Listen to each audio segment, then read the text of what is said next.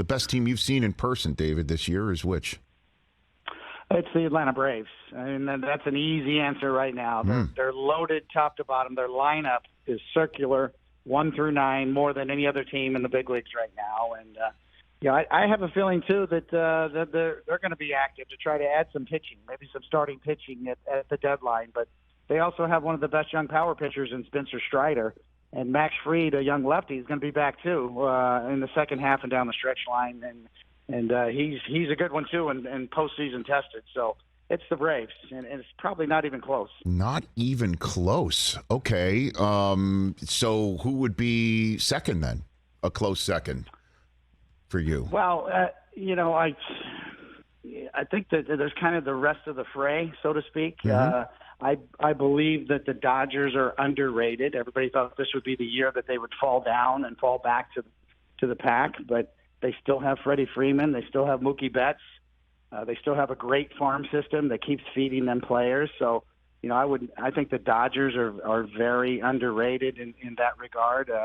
The Tampa Bay Rays were the darling of the first half, but they've had their share of injuries, and they've lost 3 really quality starting pitchers. So I'm not sure how they finish up, although their offense is really good as well. So, the second place is kind of hard at this point to say.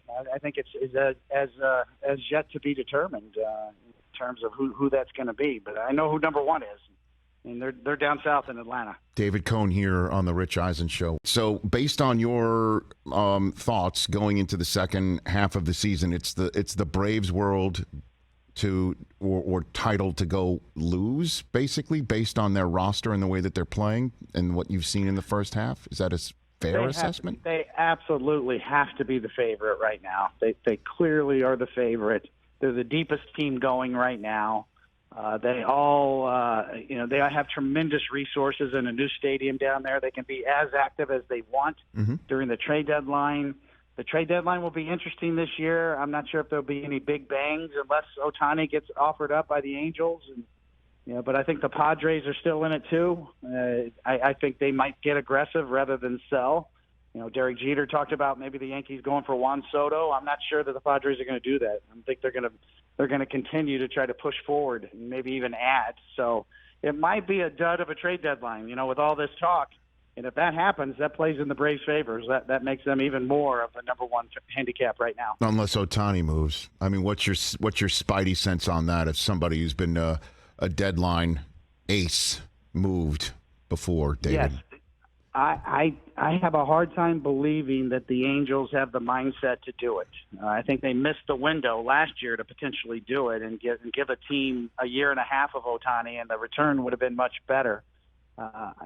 Artie Moreno, the owner, has kind of waffled on whether to sell the franchise or not. He's back in now, saying he wants to recommit himself.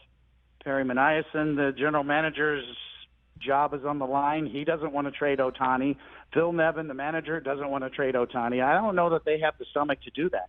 I'm not sure that they can pull the trigger and actually put Ohtani out there and get an offer that they can sell to their fan base. Catch the Rich Eisen Show every single day on the Roku channel, 12 to 3 Eastern, for free.